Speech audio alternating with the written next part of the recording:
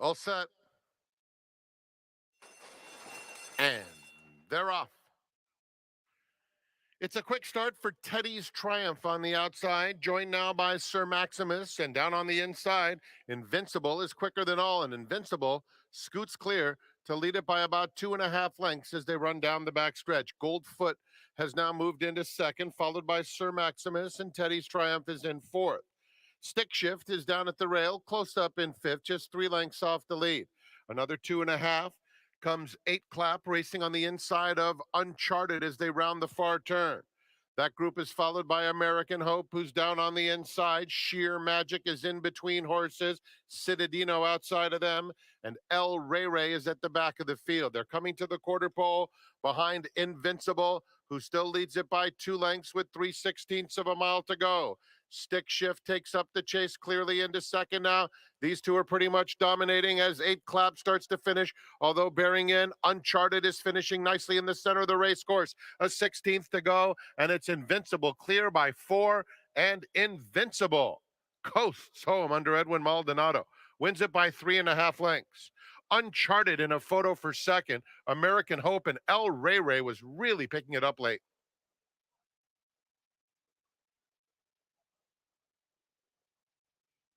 Minutes.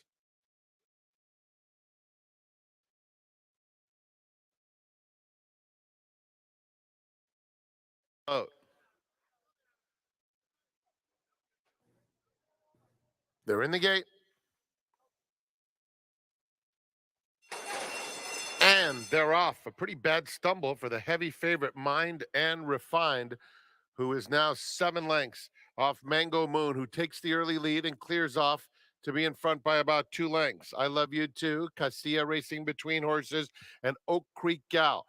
Those three line up a length behind Mango Moon. Another 3 to Zizix, and Mind and Refine will have to be a superstar to win this. They head toward the 3/8 pole, and it's Mango Moon in front by a length and a half. I Love You Too. And on the outside, Casillas in third. Mind and Refine takes fourth, 3.5 lengths off the lead. Oak Creek Gal and Zizix at the back. They're heading to the quarter pole, and it is Mango Moon, who's been there throughout, has it by 2 lengths. Casilla outside, I Love You Too. Another 3 to Mind and Refine. They're at the top of the stretch, and Mango Moon still in front by 3 lengths. Mind and Refine, Valiant on the inside of I Love You Too and Casilla. Then Zizix about 7 behind, coming to the 16th pole. Mango Moon, Mind and Refined into second. It's going to be Mango Moon and Armando Aguilar all the way. A very unlucky Mind and Refined was second. Casilla, I Love You Too, and Zizix.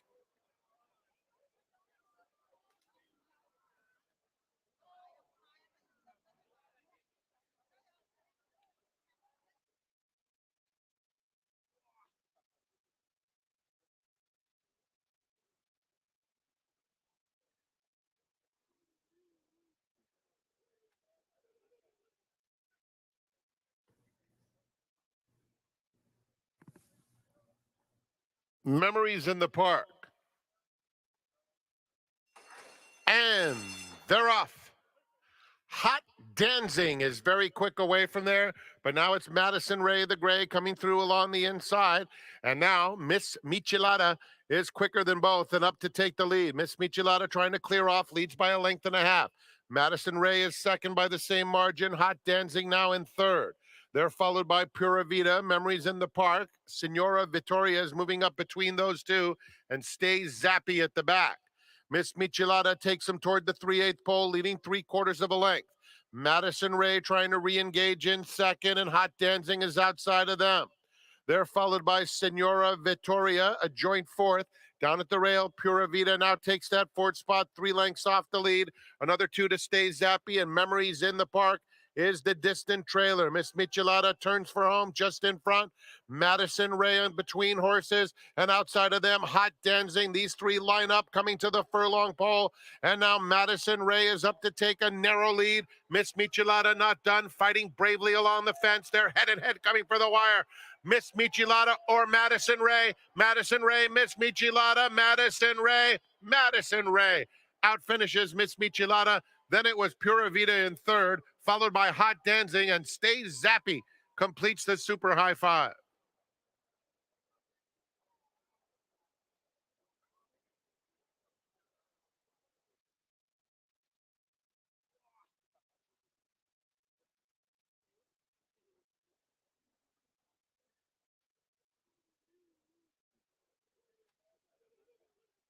They're in the gate.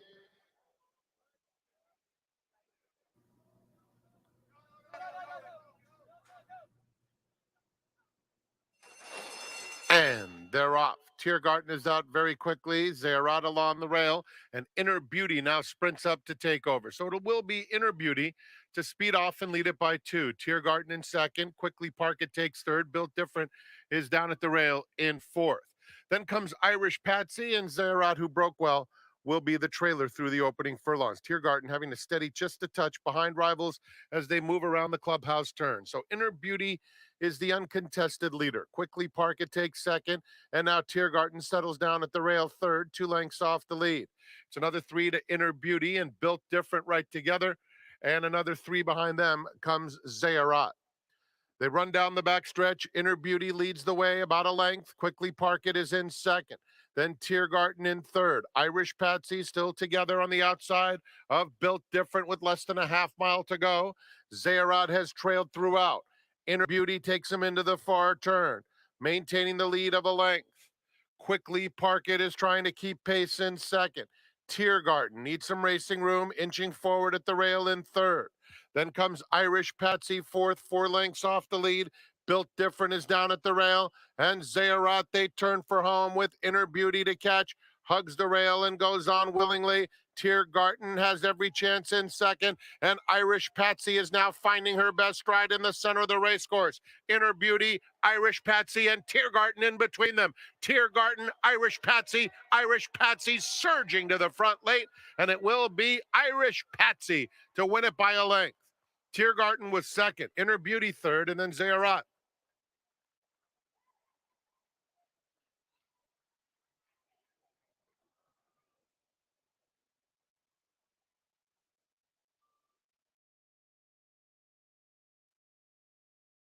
Cell Calculator will be the last one.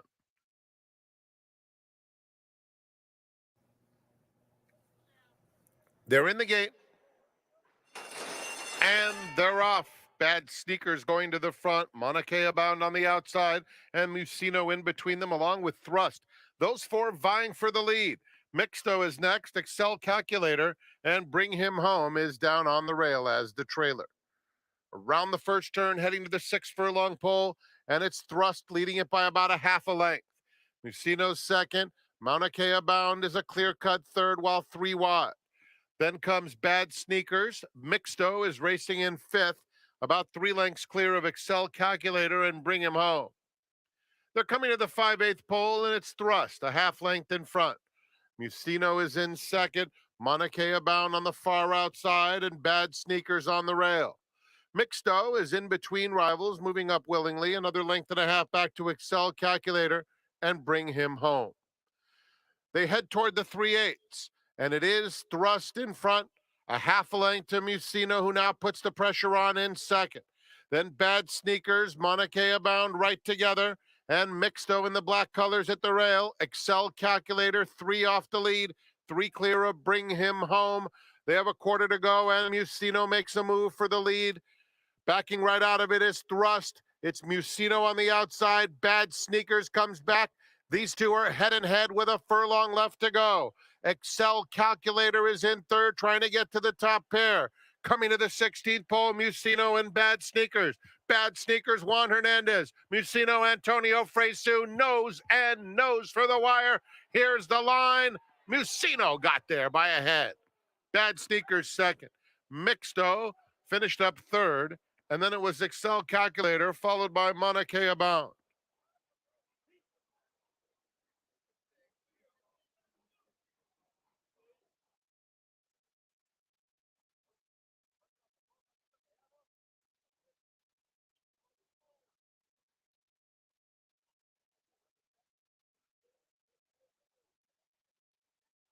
Outside.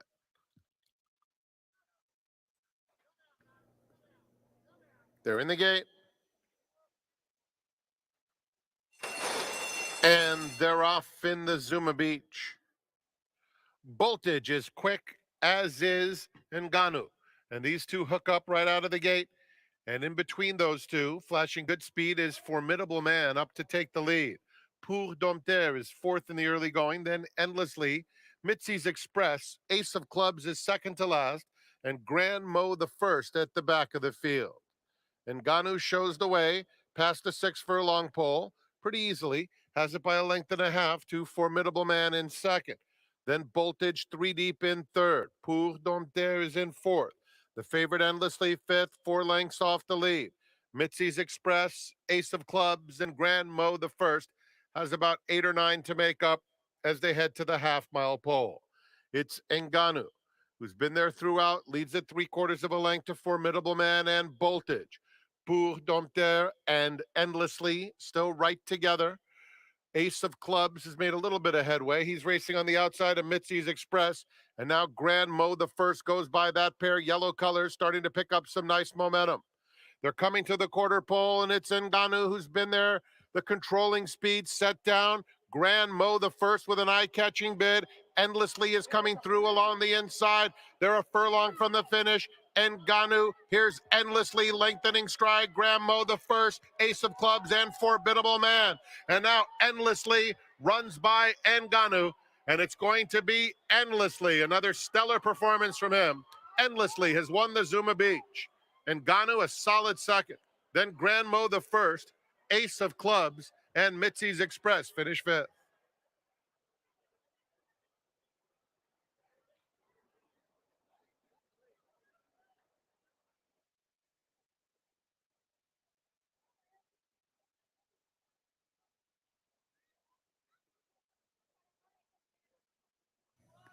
Houndstooth coming up. They're in the gate. And they're off. It was an even start. Heartbreak Kid is out alertly. Midnight Fury has some speed. On the far outside, Houndstooth in the pink is up close too as they get to the main track. So it's Midnight Fury just in front. Houndstooth, they're joined at the rail by Tiz Talk. And now Tiz Talk just the neck back in third. Ghost of Midnight is fourth, and Heartbreak Kid racing between horses. Principe is on the far outside with 3 lengths to make up. Down at the rail, Hondo Crouch. Zabul is toward the back of the field today, and another length back to Keen Air with less than a half-mile to go. And Tiz Talk is the leader. Has it by a neck, but Midnight Fury keeps right with him, and Midnight Fury now back in front. Ghost of Midnight splits that pair, and Ghost of Midnight is the new leader with less than 3/8 of a mile to travel. They're followed by a 4 wide Principe who's trying to make some headway. Hondo Crouch is next. Houndstooth is losing ground. Zabul on the outside. Heartbreak Kid and Keen Air. They turn for home with Ghost of Midnight to catch. Chased intently by Principe, who's trying to get into second outside Midnight Fury. But it's Ghost of Midnight wide, but home free. Ghost of Midnight is making short work of this field under J.G. Torrealba. It's all Ghost of Midnight by over 7 lengths. Midnight Fury was second, then Principe, followed by Hondo Crouch and Zabul.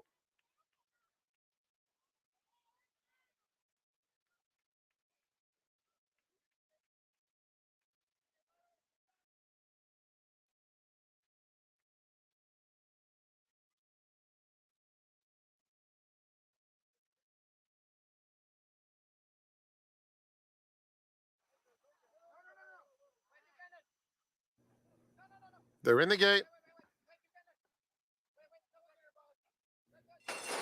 And they're off in the Surfer Girl. Where's my ring out quickly? But now toward the inside, it's Flattery and Dreamfire. Dreamfire is quicker than all and will establish the pace. Buttercream Babe moves into second and Soho fourth and trying to tug a little bit more forward. Then it's Putt for Dough racing on the inside of Angioletta. Another couple of lengths back to the gray Sushi Sticks, who's able to make it over to the rail. The two trailers, Where's My Ring and Zona Verde at the back. They move around the clubhouse turn, and it's Dream Fires, stretching out and trying the turf and leading by a length and a half. Buttercream Babe is racing in second. Down at the rail, Flattery is well settled in third, and just outside of her, it's Soho in fourth. Putt for Dough is fifth, 4 lengths off the lead. And Joletta right outside of her. Another length back to Sushi Sticks, followed by Where's My Ring with less than a half mile to go, and Zona Verde. They move into the far turn. Dream Fire and Hector Barrios just in front. Buttercream Babe poised in second. A length and a half to Flattery and Soho, who are side by side. Soho starts to pick it up now with a big move. And there goes Soho. Soho sprints up on the outside of Buttercream Babe. These two go on. Dreamfire and Joletta is next, and then Flattery. They're at the top of the stretch. Dreamfire not done. Fighting back very bravely. Opening up a length again on Buttercream Babe, who's set down hard in second. Soho flattens out late. It's Dreamfire and Buttercream Babe in a thriller. Dreamfire refusing to yield. And Dreamfire, what a race under Hector Barrios to win the Surfer Girl. Buttercream Babe was second. In behind them, it was a battle that included Flattery and an oncoming Where's My Ring.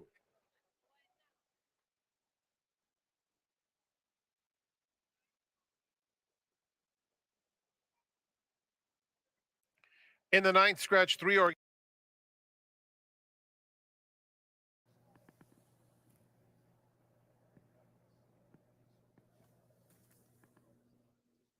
and they're off. Shanghai Sunrise and Class Clown are out quickly. Here's Stay and Scam coming through to challenge for the front. Diamonds Dancing is now in fourth, racing in between horses. Bold Choice is next, followed by Wish They All Could Be. Big Novel is 3 lengths off the lead, coming through along the inside of Bold Choice and a gap of 4 to Lady Marianne. Half mile from home, Stay and Scam, Class Clown heads apart on the front end, with Shanghai Sunrise racing in third. Wish They All Could Be fourth. Diamonds Dancing at the Rail is in fifth. Lady Marianne is launching a 3-wide move, has about 7 to make up. Bold Choice and Big Novel. They have a quarter of a mile to go, and it's Stay and Scam by just ahead. Class Clown traveling kindly up alongside in second. These two come to the 8th pole together, and Class Clown has taken the lead. Wish They All Could Be is rallying on the inside, and Shanghai Sunrise in the center of the racetrack. It's Class Clown, Wish They All Could Be, Wish They All Could Be. And Ricky Gonzalez powering home late to win it going away. Class Clown was second. Third went to Diamonds Danzig. Then came Shanghai Sunrise.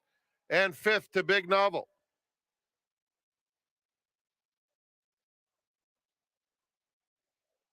Alex Alvarez. It's official. Prices are posted. The 10th will close out the program. Scratch numbers 12, 13, and 14. Note that number 10, Lottery Pick, will not race with Lasix. 22 minutes to post. And Soulmate to the outside.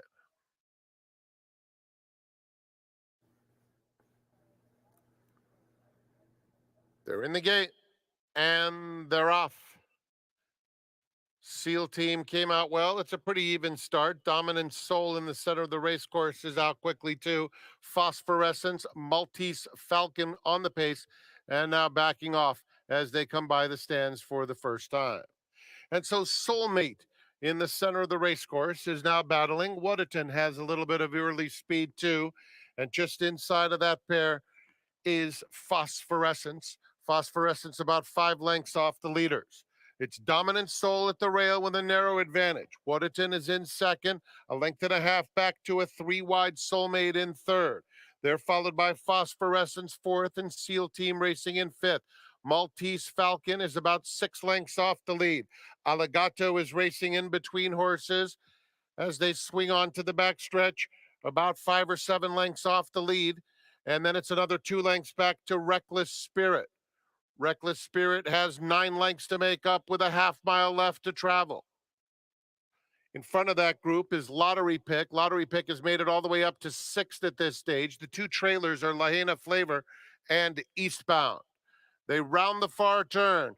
And now a move from Soulmate to take the lead from Dominant Soul. These two are 1-2 coming to the quarter pole. SEAL Team is just behind them in third. Lottery Pick is outside of that rival. They're at the top of the stretch.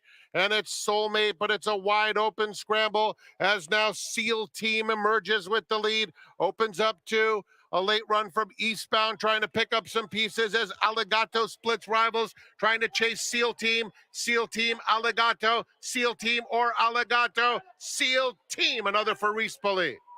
Allegato was second. Battle for third was close. It included an oncoming Reckless Spirit and Maltese Falcon.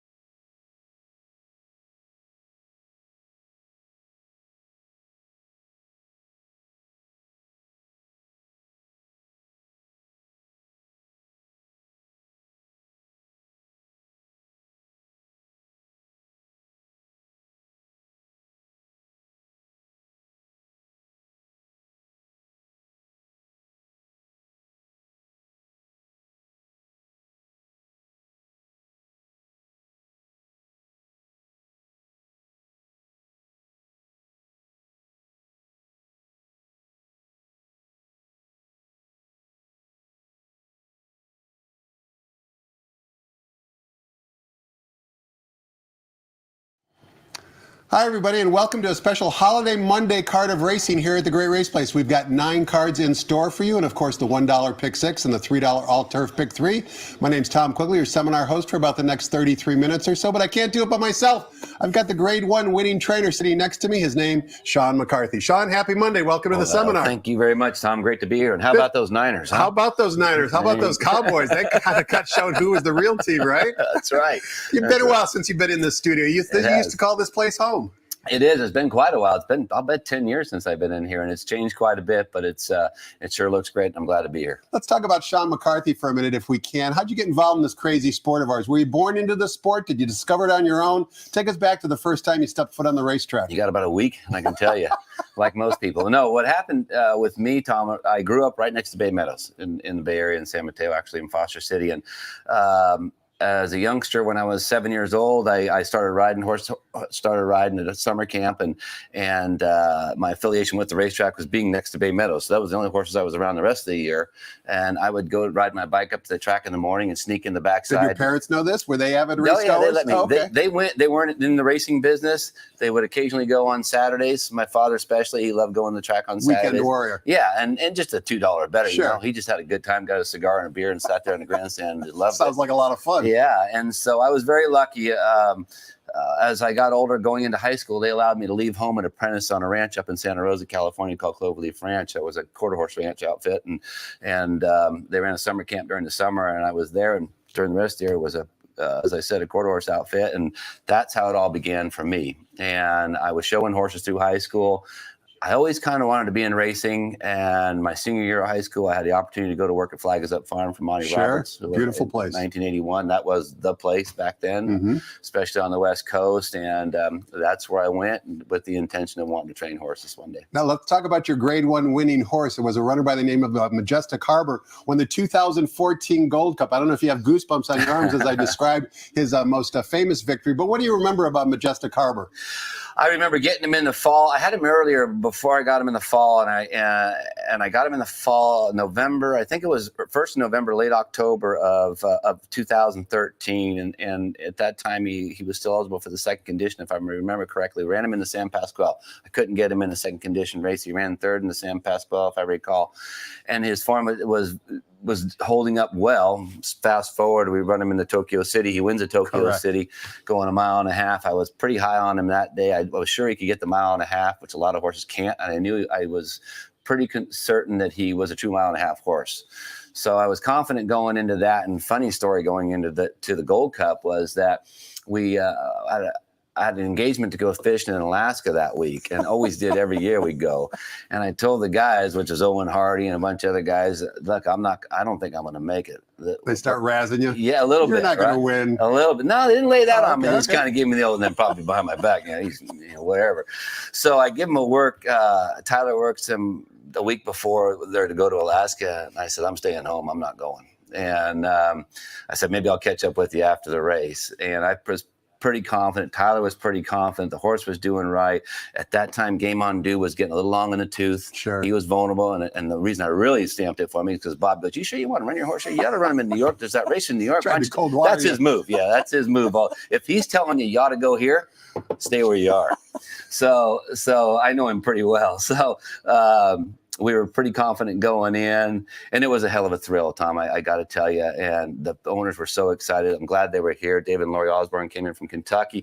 Ron Bigelow, a good part of him. He was in Florida with his daughter at a gymnastic competition down in Miami, and he got the whole bar. They got them to turn on the TV to watch the race. They're in a hotel, upscale hotel, and they get them to turn on the television to watch the race. The horse wins. Imagine that party. Oh, he was so excited. He bought the whole bar drinks. So he didn't realize there was about 150 people in this place. Sure. But he didn't care. He could afford it. He could afford it. Yeah. And it was a thrill of a lifetime. And I remember right after the race, I was doing a little HRTV at the time, and they had me run up to the set. And on the way up to the set, Chris McCarron gave me a call. And he said, hey, I'm going to tell you, I'm really proud. And that really felt cool. Of course. The big thing for a guy like me, anyway, I think for a lot of people that train horses, is your peers appreciate what you've done. For sure. And that's the ultimate appreciation. That is the ultimate appreciation. And to get recognized by him and a handful of other trainers, too, here in Southern California and Northern California, where I'm from, was a real thrill. We've got a new a feature, so to speak, on xbtv.com where we can watch workouts as handicappers. And of course, we love that because we don't have to wake up at 4 a.m. and watch the workouts. You talked about Majestic's Harbor leading up to the Gold Cup and how confident both you and Tyler were. As handicappers, we might not see what you see or feel necessarily. Right. What was it about that particular workout that made you so confident? That's a very good question, because that horse tended to be a little lazy, and he would only put out what you asked him to put out, and you had to ask him. And Tyler would tell me, he's deeper than he's giving us. I'm telling you, he's cheating us. And I said, well, I can see it. So today, I don't know if you can get away with it, but back then I worked him about 3/4 or 5/8, and I told Tyler, you get to the 5.5, let him know you're there. Get after him a little bit and wake him up. And sure. He did. And when he did, boom, he cut. And when he cut, his ears went up, and Tyler came back, okay, that's the one we're looking for right there. And when I saw that work, that was going into the race. It was kind of old school. Like, you remember Charlie Whittingham would have those great handicap horses off a sharp work going into the big cap. Same sort of work, same sort of deal. And I'm like, okay, I'm feeling good. That's when I told the guys, I'm not going fishing. I bet you went this year, though. We did. I did go this year. What part of Alaska? Well, this year I went with Kim and I and Mike Chambers, who's a trainer, and his wife, Eileen. We had a great time, and we were up in Sitka.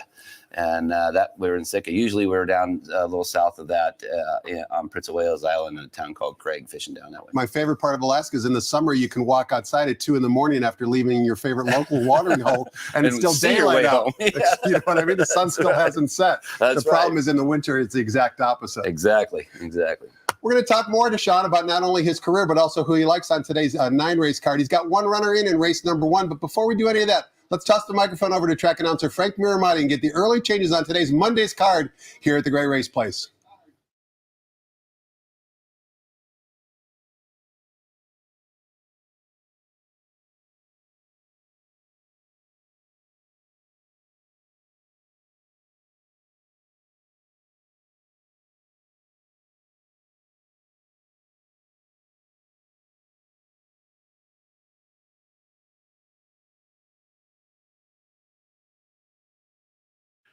Good afternoon, ladies and gentlemen, and welcome to Santa Anita Park. The track is fast, the turf firm, the rail on the turf out 20 feet. Here are the changes. The first starts the 50-cent early pick 5, program scratch at number 11, and scratch the also eligible number 13, belly up. In the second race, start of the early pick 4, there are no changes. Race 3, number 2, Jordan, 1 pound over. The fourth starts the $1 pick 6. No scratches or jockey changes. In the fifth, number 1, I'm a Joker, make the jockey Ramon Vasquez. Scratch number 7, Cypress Moon. The fifth race starts the $3 all turf pick 3. Scratch 11, Respect the Crown. Scratch 12, Visually. And scratch number 14, Kaylin Dana. Number 13, Avoir, does run and draws in. Race 6 starts the late pick 4. No scratches or jockey changes. In the seventh, scratch number 11, Bolt Supremacy. Race 7, take out the 11th. Eighth race on the program. Just a blinker note.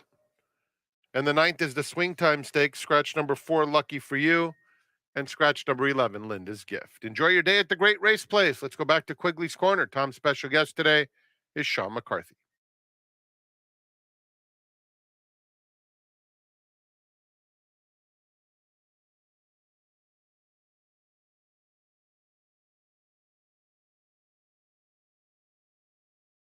Welcome back. We're talking horses with trainer Sean McCarthy. He's our special guest today. He's got one in race number 1. He's got a stable of 15 here currently in Southern California. It's great that he took time out of his day to join us. All right, we're going to jump right in here, Sean, in race number 1, where we're beginning things going 1 mile on the turf course for Calbred allowance optional claiming types. Non-winners of one other than. The rails today on the turf course are at 20 feet. Also, race 1 begins the popular 50-cent early pick 5. There are 2 scratches. Program scratch of the 11. Also scratch the 13 belly up.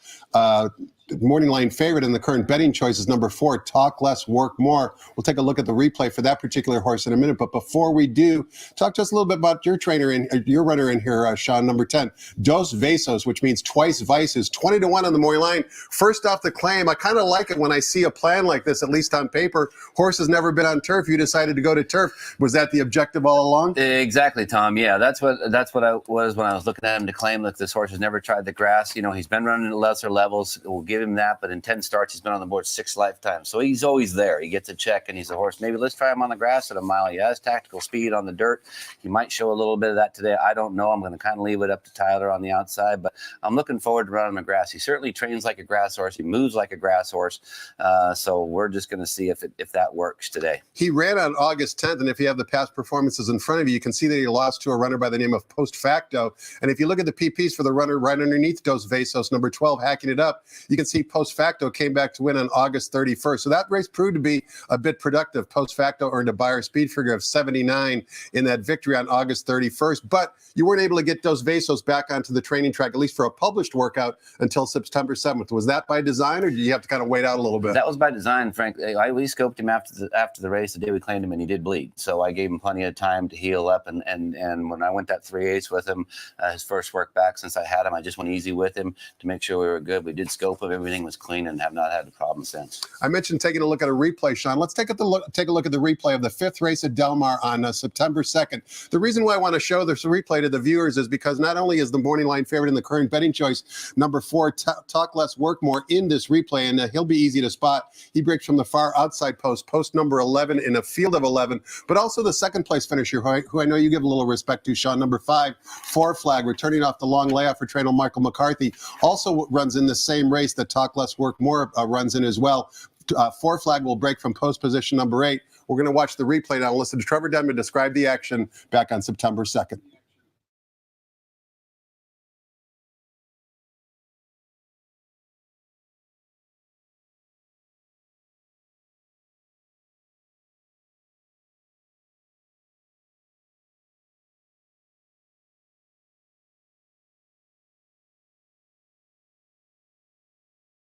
That 4, he gets it his way too. He gets Sean, we can see right now number 11, Talk Less, Work More, is exactly where he wants to be, which is right up on the engine. And he's run very gamely multiple times. The unfortunate problem is with 8 starts so far this year, just 1 victory and 7 either seconds or thirds. But the good news is this replay we're watching was run at a distance of 1 mile and a 16th. Today's distance of race number 1 is 1 mile. From a training standpoint, what makes a horse like this want to be like so aggressive early? And how do you kind of maybe ratchet him back a little bit if that's possible? Well, there's a few things you can do. And again, I don't know the horse personally, but he does have blinkers on. And sometimes you're going to either shorten up that cup or take him off to take that edge off him a little bit. Sometimes it works, sometimes it doesn't, but that's a move you can make. But in saying that, Tom, in this particular race here, he gets decent fractions, 24 and 1 for the first quarter, 40 for the half, 112 and change for 3 quarters. So that's why I kind of left him off, because he's had it his way on the lead. He's had slow fractions and he just can't get the job done. Can't close the deal.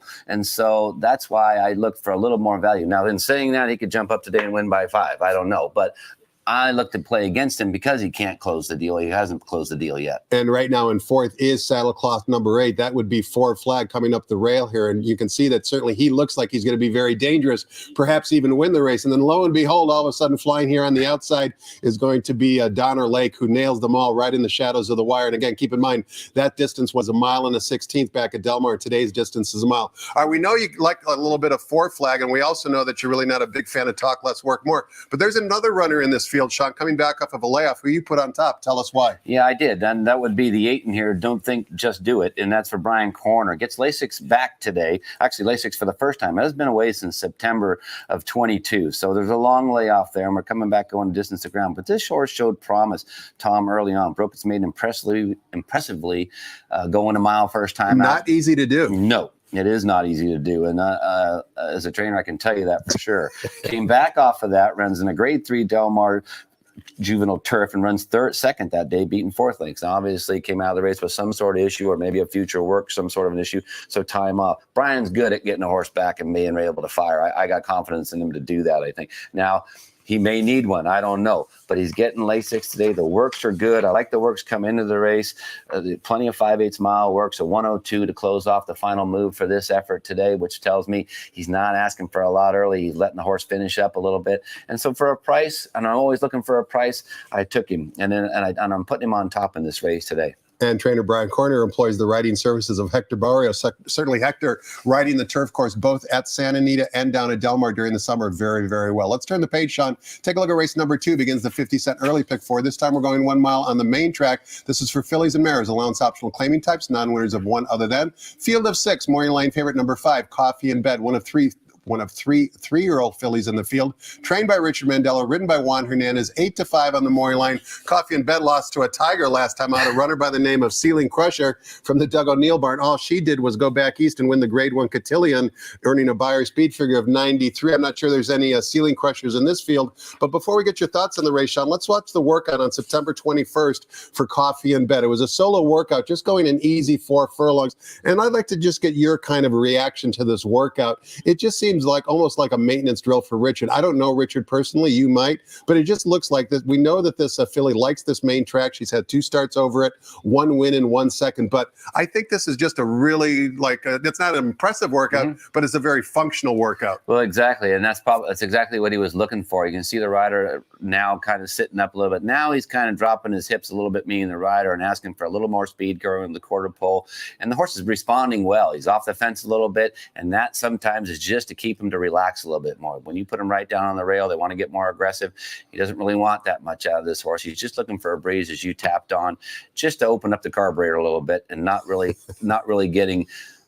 sitting him down hard. And you see here, if you really wanted a strong work, that rider would be laying with his belly down on that horse's withers and riding right on through. They're just looking for a nice, even work there, and that's exactly what they got. The horse gallops out steadily, changes leads beautifully with no hitch. So it's there's nothing wrong with that move. And Richard's not an aggressive guy in the morning as far as works go. You don't see him throwing down Nothing 57s or flashy. 46s. Right. You know, he puts foundation in him. He's not, you know, there's, like they say, there's no pay window in the morning. Being a daughter of Carl, and she should like 2 turns. The one time she tried it, as I mentioned, was in the grade 3 Torrey Pine, but she'll find the competition easier today. Question for you, Sean, before we get your thoughts on race 2. I talked about how Coffee in Bed seems to like this racetrack. Is it as easy as that? You know, there's old, from a handicapper standpoint, horses for courses. Yeah. You know, if a horse ships down to Delmar or goes over to Los Al, can you expect instantaneous form reversal just because of the track? Not necessarily. You know, good athletes are good athletes. They'll run over anything on everything, in everything. So you put that in that category. But when you start getting down the ladder a little bit, yeah, there are horses that prefer a different surface and a different track than other tracks, certainly. Now, having said that, do you think Coffee in Bed is the runner to beat? How did you see the race? I do think that's the runner to beat. I like this horse coming in, gets back on Lasix today after coming out of the Torrey Pines last time out, where she had to get off the Lasix and didn't fire that day. Was 4th beaten 13. Whether that had anything to do with it, I don't know. But I like the way she's coming into the race today. So I did put her on top. And the 3 horse in here, Liberal Lady, this is who I picked second in here. This one's knocking on the door, Tom. Just beating the neck last time out, has some speed, showed it on the dirt down there at Del Mar, has 1 start here, 4 starts here at Santa Anita, including the maiden victory here. So I know she likes the main track so far, so I look for her to be competitive also. Race number 3, we're back on the turf course again, traveling 1 mile is the distance. It's a starter optional claiming race for fillies and mares. We've got a field of 8. Morning line favorite is number 1, Rugelach from the Ronald Ellis Barn, 8-5, first off the claim. Here's an interesting statistic courtesy of Brad Free at the Racing Form. The Ron Ellis Barn has won with 14 of their last 22 favorites. When Ron's favorite, usually he delivers, but you're looking elsewhere. You're looking more on the bottom toward number 8, Precocious Times from the John Sadler Barn. Has a good improving by her speed figure pattern. Why'd you give the preference to her? Well, I put that. I do like Ron's horse in here also. I picked his horse second, and I just think, you know, coming out of that maiden 62.5 where he claimed him, and Ron is good at it. I mean, he's crafty, excellent, crafty claimer. He's a world-class trainer. We have a lot of world-class trainers here that don't get a lot of recognition. Yeah, he's the guy under the radar for sure, and he's had great horses in the past, right? Yes. With Exotic Wood and so forth. You know, back for the Wygots. Mr. and Mrs. Wygot, sure. Exactly right. And he's been quiet for a while, but he's still the same trainer, and he still has a lot of patience. He'll claim a horse, wait on him, and wait for his spot. That's what he's doing today. These maiden 62.5s, Tom, as you well know, I think sometimes they're a little inflated, so you really don't know what you have. Now, the horse won impressively, so you got to like that, and certainly it's a good spot for Ron to put this horse in. But again, I'm trying to get a little off the chalk. I don't think I'm getting that far off of it with Precocious Times for John Sadler. Another horse knocking on the door at this level. This horse was second last time out, going a mile and the 16th at Del Mar. At this race, on this particular course at Santa Anita, has been on the board twice out of 4 starts. I like that. Booked the maiden here for 50 back in the spring of this year. So there's a bit of upside here. Barrios takes the call. He's been riding this filly. It's his 3rd mount honor today. He's hot as any jock in the room right now. So a lot to like in that respect. Question for you, Sean, and that would be related to breeding. I talked about how Coffee in Bed was sired by Curlin and Precocious Times, sired by Hard Spun. Now, whether it's you wearing your hat, so to speak, as a handicapper or as a trainer or maybe going to a sale, how important is pedigree versus what you referred to earlier, which is the athleticism of a horse? Well, it's a combination of everything. I think pedigree certainly has some say in particular surfaces. And we're talking about the turf here. That's Galileo on the bottom side of this horse. That's grass, isn't it? And Screams turf. Everybody forgets the horse was second in the Breeders' Cup Classic, if I'm not mistaken, with Tiz now. Yeah. But anyway, that said, there's grass on the bottom there. Hardspun is a good grass sire himself. So, yeah, you take that into consideration, certainly at pedigree. And when you're at the sales, you might, if you're looking for an American Kentucky Derby horse, you might stay away from that grass pedigree. There is some influence, but there's an exception to every rule, right? So there's nothing concrete in this business. No absolutes, that's for sure. That's for sure. Race number 4 begins the $1 pick 6 sequence, and we kick things off sprinting 6 furlongs on the main track for maiden claiming Calbred. $50,000 is the claiming tag. Field of 8, 7 of them are 3-year-olds, I should say, and 1 4-year-old. But one of those 3-year-olds dropping in class and taking the blinkers off from the Jeff Mullins Barn. Number 2, California Tiger, is the 2-1 morning line favorite, according to our morning line odds maker, John White.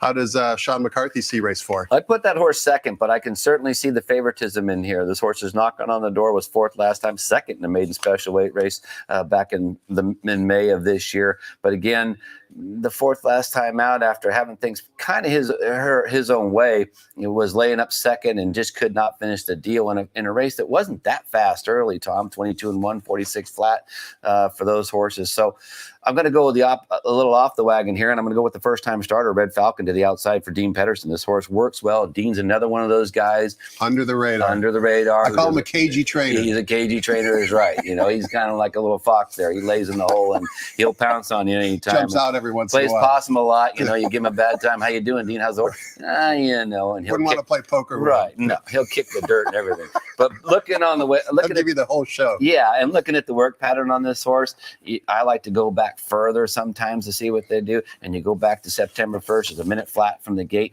And a maiden 50, that's a good move. Comes back with a 47 and change for the gate, the final prep for this race. Draws a great post on the outside in a sprint. So there's a lot to like there. And the horse is 3-1 on the morning line. Let me ask you a question about something you just said, Sean. You talked about Red Falcon's work on September 1st. Of course, today is October 9th, so we're basically 5 weeks away from that work. As a trainer, is there a workout maybe in the distant past, like you just mentioned, where you go like, okay, I got something here, and then you just kind of manage it all the way up until entry, or is it not that easy? Particularly on a first-time starter? Yeah, with maidens. On a first-time starter, actually, no, because you'll see it. You'll get an impressive work maybe early on, like a 3/8 or a half mile, but your real work's going to come when you get to 5/8. You're going to get an idea what you have. So you'll get a horse that works 46 and 3, 47 and something. Okay, this is looking good. Now I'm up to 5/8 and I can't break 101. So you're thinking you're not as high on this horse as you were before. You're kind of hoping, all right, the race will wake him up. It might be a little different in the afternoon now, but again, the horse has never run in the afternoon. So yeah, I think to answer your question, you want to see that continue. You might get up to that first 5/8 and he goes a minute under a pull. Now you're going to go, okay, I don't need to go 59 and change this horse, and I don't need to work it 5 times.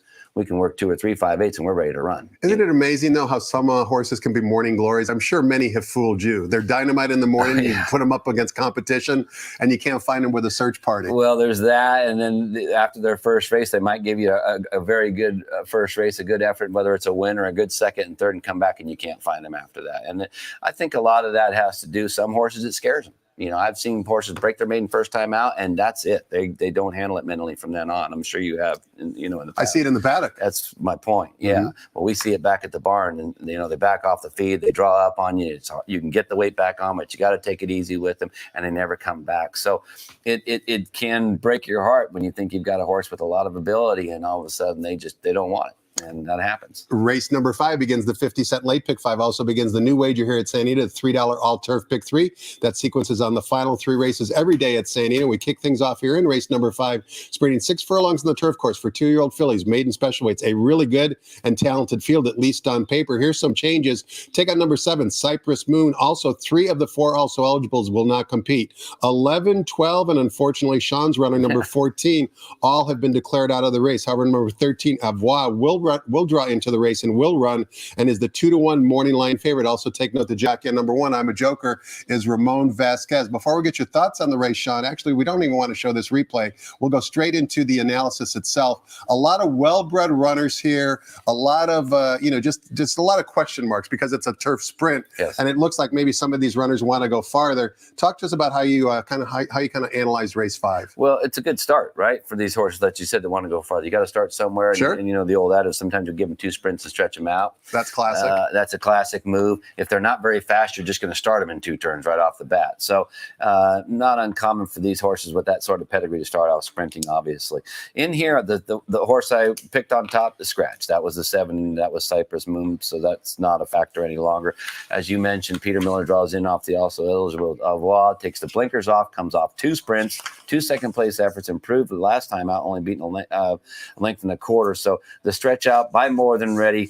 You got to think we'll handle the distance. Should not be a big issue. Thermal, the 9 horse, another horse I like in here for John Sadler. Looks like this 2-year-old filly is improving. She was 3rd last time after showing speed at Del Mar. That was on the main track. Goes to the dirt today for the first time. That's the question mark. But Nyquist, he's a horse who seems to produce horses that can run on anything. Rock solid. Yeah. Let's talk about the filly that scratched just for future reference. Kaylin Dana, obviously, you think has a lot of ability. Finished second on debut. Then you put her in a stakes race where she drew an outside post. Looked up to breeding. She's actually a half to another runner that you trained had a lot of ability, Blue Ballon. Talk to us about Kaylin Dana as far as what you're looking for down the road. It looks like, from an outsider looking in, it looks like she might have some ability. I think so, and I hope you're right. That's the way she's acting. We had her entered in the mile race for Saturday. I think it was Saturday. Today's Monday. I believe it was Saturday. The owners wanted to scratch and sprint her, and so that's why that's why we're in this position we're in. I frankly, I think she can get the mile. She can sprint also. So here we are, and we were unlucky to draw in with her. I did work her yesterday morning. She put in a nice half mile, just cruising.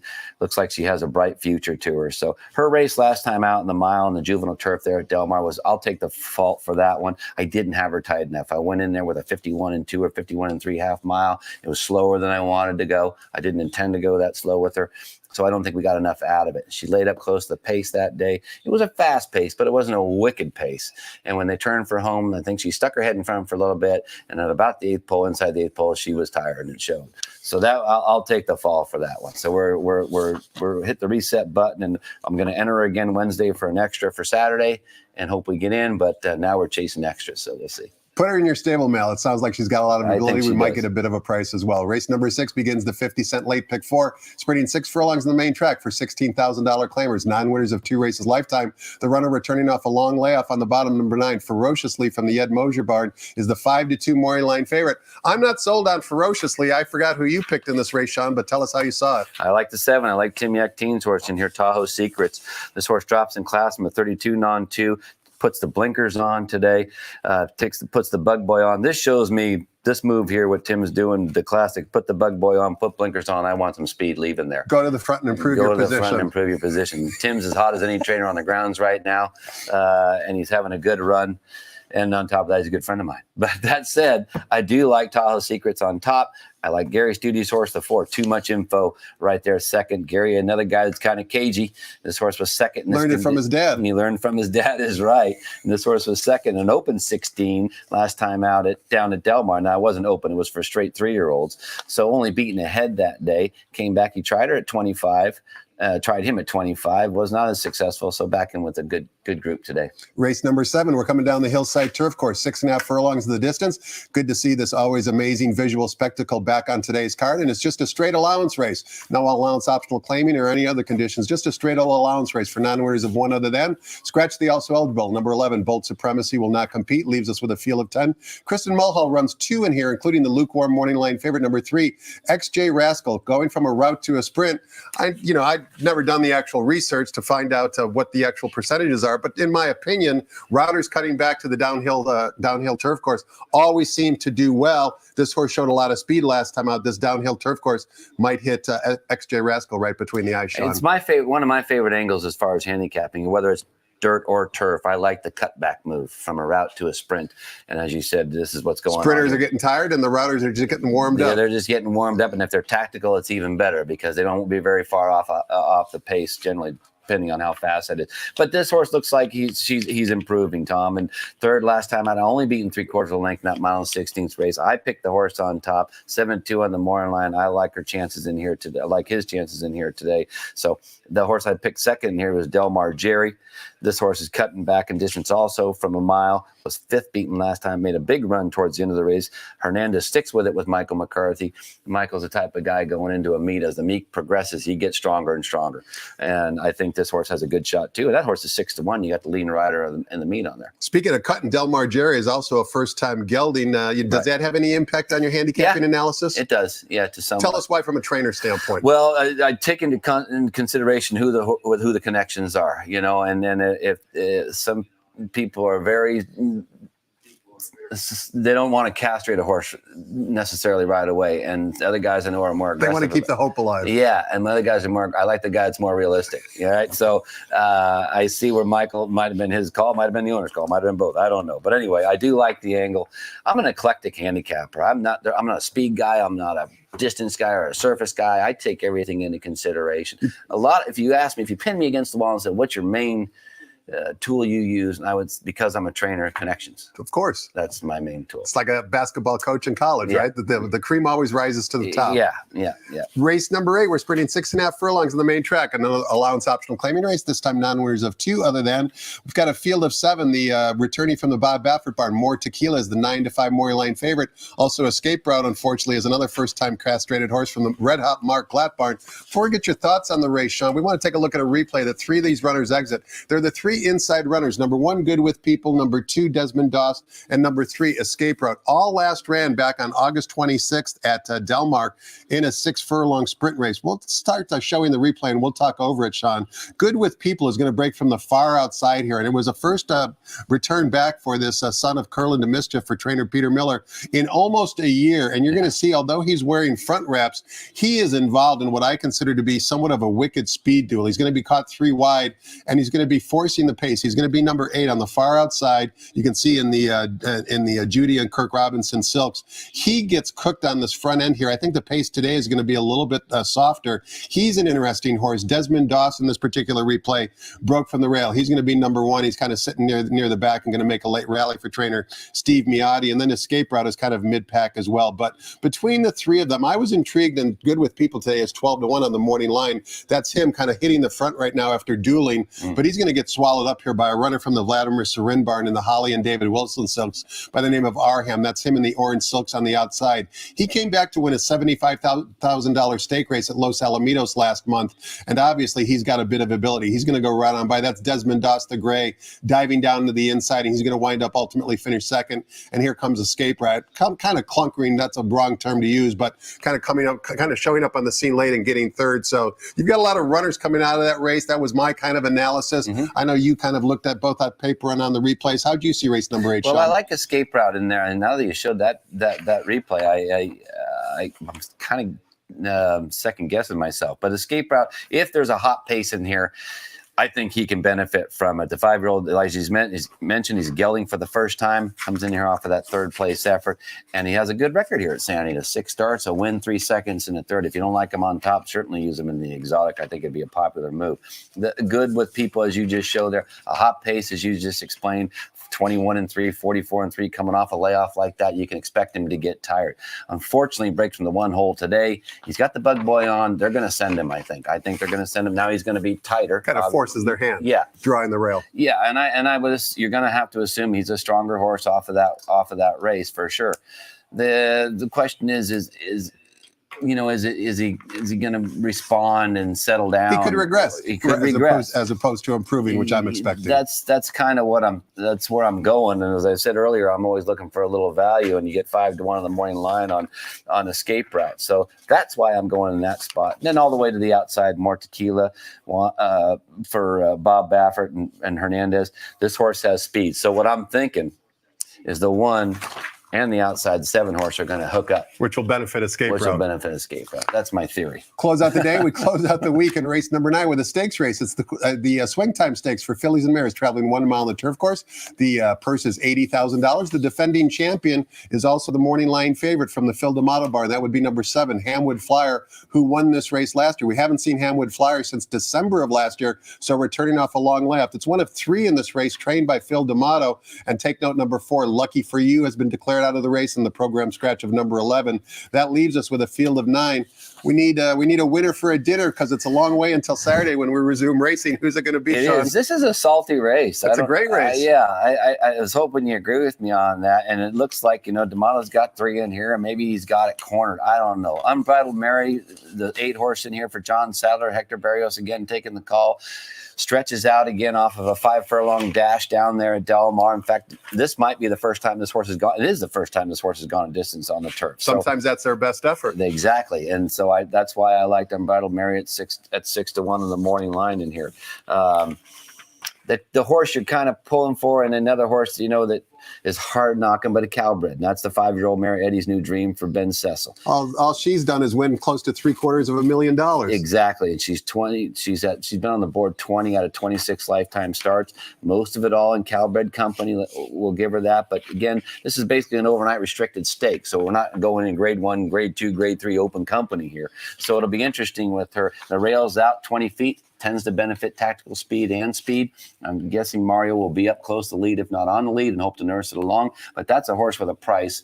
4-1 on the morning line. I don't know which way it's going to go come post time, but certainly using your exotics. Sean, it's great to have you back in front of the camera again. You're a credit to the sport. It's great to always root for you. You're obviously a small stable, struggling to stay alive, and we're certainly rooting for you, and I want to wish you nothing but success, not only in today's first race, but for the remainder of the year and going forward in your career. No, thank you very much, Tom. It was great being here. Had a good time. Thank you, Sean. Thanks to all of you for watching as well. Hope you enjoyed it. Next voice you hear, be track announcer Frank Miramati, updating us with any late changes. Enjoy Dollar Day. If you're on track, we'll do it all again Saturday.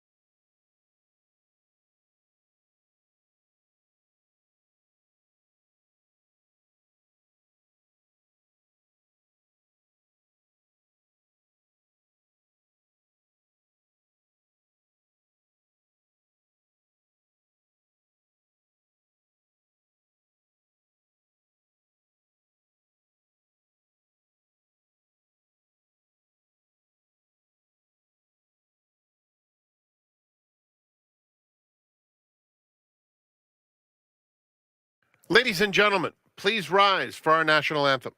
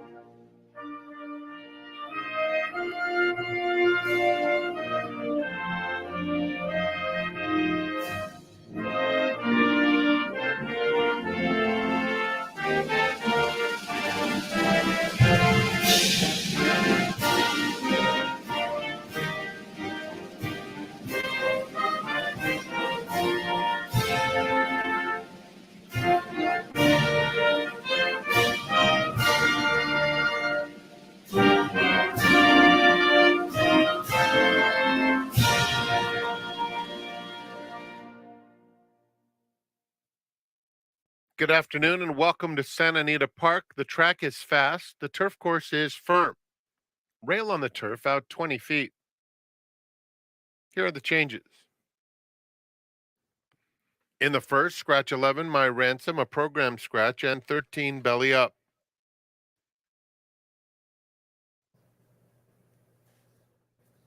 No changes in race 2. In the third, number 2, Jordan, will carry 1 pound over. The fourth race starts the $1 pick 6. In the fifth, number 1, I'm a Joker, the jockey Ramon Vasquez. The $3 all-turf pick 3 starts with the fifth. Scratch number 7, Cypress Moon. Scratch 11, Respect the Crown. Scratch 12, Visually. Scratch 14, Kaylin Dana. Number 13, Avoir will run. In the sixth, no scratches or jockey changes. Race 7, scratch the also eligible number 11, Bolt Supremacy. Blinker note in the 8th. And in the 9th, the Swing Time Stakes, scratch number 4, Lucky for You, and the program scratch of 11, Linda's Gift. Enjoy your day at Santa Anita Park. Dollar Day today. Post time for the opener is in 27 minutes.